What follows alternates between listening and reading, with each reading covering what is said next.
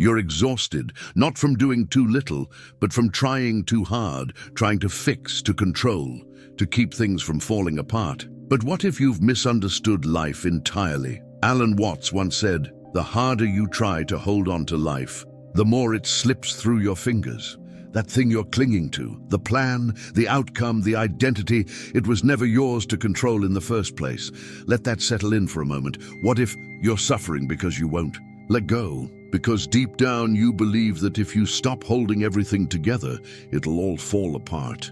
That belief is the illusion. You are something the whole universe is doing, Watts said, just as a wave is something the whole ocean is doing.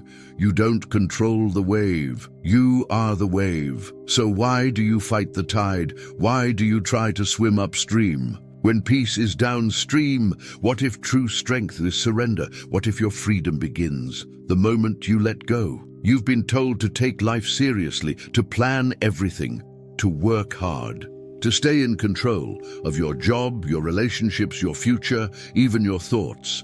But Alan Watts would ask you this: what makes you think you are in control? Because look closer. Are you choosing your thoughts? Are you controlling your emotions? Or are they just happening, flowing in, moving through, rising and falling like waves in the ocean? And yet you resist.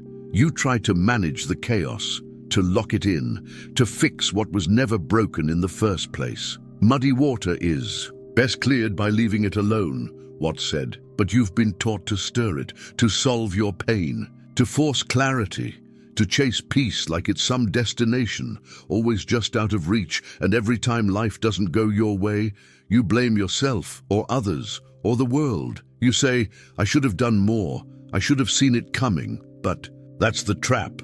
You're living in a loop of if-onlys and what-ifs, believing that control will protect you from pain. It won't, because pain isn't the enemy. Neither is change. Neither is uncertainty. The meaning of life is just to be alive, Watts said. It is so plain and so obvious and so simple, and yet everybody rushes around in a great panic, as if it were necessary to achieve something beyond themselves. So much of your suffering comes not from life itself, but from your desperate need to shape life into something it isn't: predictable, safe, obedient. But life doesn't obey. It moves how it moves, like water, like fire, like music. And here's the truth. Watts saw so clearly. You are not separate from that movement. You are not standing outside of life trying to direct it. You are life, a ripple, a current, a piece of the unfolding mystery. So when you try to control it, you are only resisting yourself. Let that land. You are fighting your own nature. The trap isn't out there. It's the voice inside you saying, "Don't let go. Stay safe. Fix it before it breaks you." But the longer you grip it, the faster it slips away, like sand through a clenched fist. So what do? You open your hand. You let the river move through you. You stop pretending you are separate from it. And you remember, you were never meant to hold life. You were meant to feel it. So you've seen the trap. You've seen how your suffering is tied to this idea of control. But here's the part most people miss. It's not the world you're trying to control. It's yourself, your image, your status, your sense of worth. Deep down, you're terrified of what happens if you stop pretending. What happens if you stop performing, stop pleasing, stop running? That voice in your head, the one saying, "If I let go, I'll lose everything." That voice has a name: the ego. Alan Watts called it the social ego, a mask, a role you play, a story you tell yourself about who you are, a collection of labels: smart, strong, successful, good, spiritual, stable. But here's the catch. Trying to define yourself is like trying to bite your own teeth, Watts said. The more you try to hold on to that image, the more fake it feels, because life keeps changing. And the ego doesn't like change. It wants safety, it wants control, it wants permanence in a world that refuses to be permanent. So what does it do?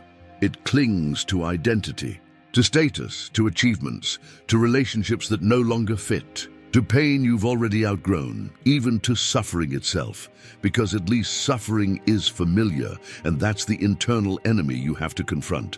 Not some villain out there, not your past, not other people. It's the fear of letting go of who you think you are. Because if you do, what's left? Silence, stillness, freedom. The real you is not a puppet which life pushes around, Watts said. The real, deep down you is the whole universe. But the ego won't let you hear that. It keeps you busy, distracted, anxious, always chasing something: success, validation, peace. But you don't chase peace. You notice it. You fall into it. And the only thing in the way is the ego's tight grip. That voice saying, you must fix this. You must win. You must stay in control. But maybe you don't. Maybe the moment you stop fighting is the moment you come alive. Let that voice scream. Let it panic. Let it resist and watch it burn out. Because the part of you that's afraid of letting go isn't the real you. It's just noise, static, and once it fades, you'll hear what's always been there beneath the chaos: stillness, awareness, presence, the part of you that never needed control to begin with. There's a moment, quiet, terrifying, freeing, when you realize you can't keep holding it all together. The plan you built is falling apart. The people you counted on changed. The version of you worked so hard to become doesn't fit anymore. And in that moment, something cracks. Something deeper than fear. Something beyond words. It's the moment you stop running. Stop fixing, stop pretending, and instead you breathe for the first time in what feels like forever. To let go of the ego is to suddenly realize that you are not a victim of the world, but the world itself. Watts said, this is not giving up. This is surrender, not to defeat, but to truth. You realize that fighting the current only drowns you faster. And letting go, it doesn't mean losing everything. It means losing what was never really yours to carry. The guilt, the tension, the pressure to always have the answers. You don't need all the answers. You just need to be here, now, breathing, alive. And in that space, the fear begins to loosen its grip, not because the world is perfect, but because you no longer demand that it be. You become the wave again. Not the swimmer, not the struggler. You flow, and for once, that's enough. When you let go, you truly become the whole, Watts said, and you feel it, not in your head, but in your chest, in your bones. This is the art of letting go. So, what happens after the letting go? After the storm? After the mask drops? After the illusion crumbles? What's left? Silence, stillness, a strange kind of peace. But it's not the peace you were chasing. It's not made of answers or plans or achievements.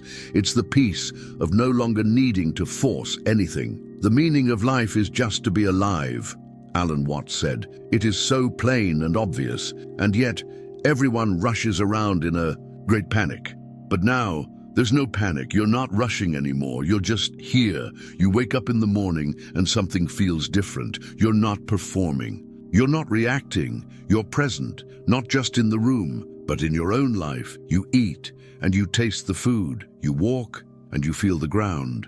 You speak and your words aren't trying to prove anything. There's space in you now, a quiet observer behind the noise, and from that space you begin again. Begin, not with control, not with pressure, with awareness.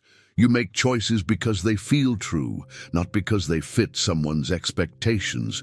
You let relationships breathe. You let emotions come and go, like waves, without clinging or resisting. This is not passive. It's powerful. The more a thing tends to be permanent, the more it tends to be lifeless, Watts said. Now, you're alive again. Not just surviving, living. Letting go didn't make you weaker. It stripped away what wasn't real, and what remains is you, unfiltered, unchained, unmoved by fear. So no, you don't control the river, but you've learned to flow with it, to trust the current, to let life move through you, not against you. This isn't the end. It's the beginning, a new way of being, rooted in presence, freed from control, alive in every breath. So here you are, at the edge of it all, not trying to fix, not trying to chase, just breathing still, alive, aware. This is what Alan Watts meant when he said,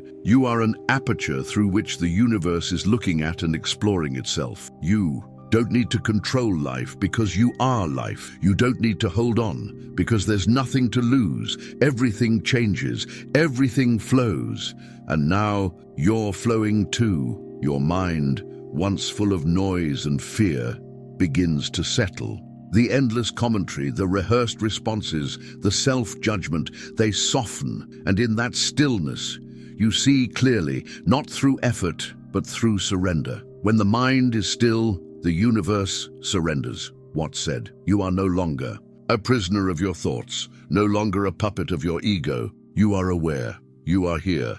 You are free, not because you escaped the chaos, but because you stopped running from it. You watched the storm, you sat with the fear, and you didn't flinch, you didn't close. You opened. That's strength, that's presence, that's freedom. And that still mind, it's not empty, it's full of life, of clarity, of deep, radiant peace. This is what it means to let go, not to lose yourself, but to finally come back to the self beneath the noise. So now the question isn't, how do I control my life? It's, how deeply am I willing to trust it? You don't have to carry everything anymore. You don't have to fight every wave. Just float, just breathe, just be. Let this be your beginning, not of control, not of striving, but of stillness, of presence, of freedom, because in that stillness, you remember the truth. You were never separate from the flow. You were the flow all along. If this message opens something in you, don't walk away from it. Subscribe and join us as we keep exploring the deep, wild, freeing truths of the human spirit. Your mind doesn't need to be louder. It needs to be still, and that stillness is everything.